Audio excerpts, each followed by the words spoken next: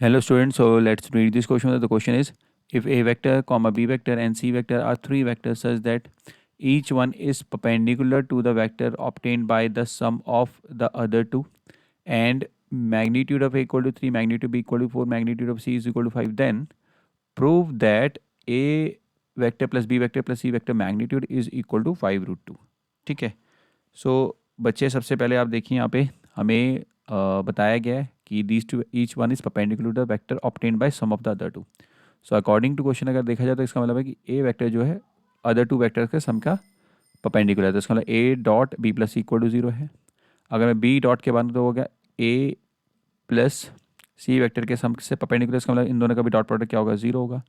और C dot आपका हो जाएगा A plus B is equal to 0, क्योंकि ये बताया हुआ है ना, जैसे आप देखोगे रीड आउट करोगे तो इसमें लिखा हुआ है कि perpendicular to vector obtained by sum of the other two. इसके अलावा हमारे को इनका मैग्नीट्यूड सबके कितने दिए हुए हैं, 3, 4 and 5 respectively. Magnitude of A, magnitude of B vector, magnitude of C vector. So अब हमें निकालना है कि हमें प्रूफ करना है, निकालना नहीं है, यही समझिए निकालना है कि A vector plus B vector plus C vector का मैग्नीट्यूड जो है वो निकालना है और वो 5√2 आना चाहिए हमारा. ठीक है, तो स्टार्ट करते हैं. सबसे पहले देखिए यहाँ मेरे पास, इससे मेरे पास आ जाएगा कि A dot B plus A dot C is equal to 0. इससे करेंगे तो B dot A plus B dot C is equal to 0. And finally इस वाले लास्ट में से C dot A plus C dot B is equal to 0. अगर हम करेंगे एडिंग दैम जैसे करता है तो हमारे पास जाएगा 2 A dot B 2 B dot C plus 2 C dot A, क्योंकि वेक्टर डॉट प्रोडक्ट हमारा क्या होता है, कम्यूटेटिव होता है. तो ये हो जाएगा 0.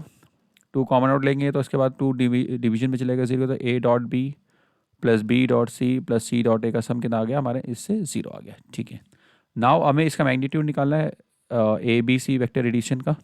तो नाउ कंसिडर करते हैं हम इसका whole square. So A vector plus B vector plus C vector का होल स्क्वायर कंसिडर करा.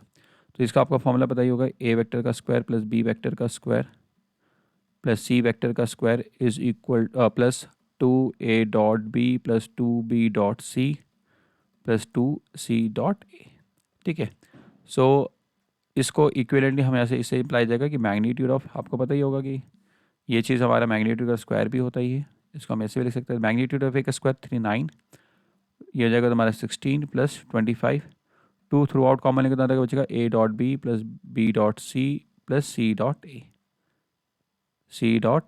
ये हमारा 0 हो जाएगा. तो जाएगा तुम्हारा 9 प्लस 16 प्लस 25, 25 टू 50 हो जाएगा.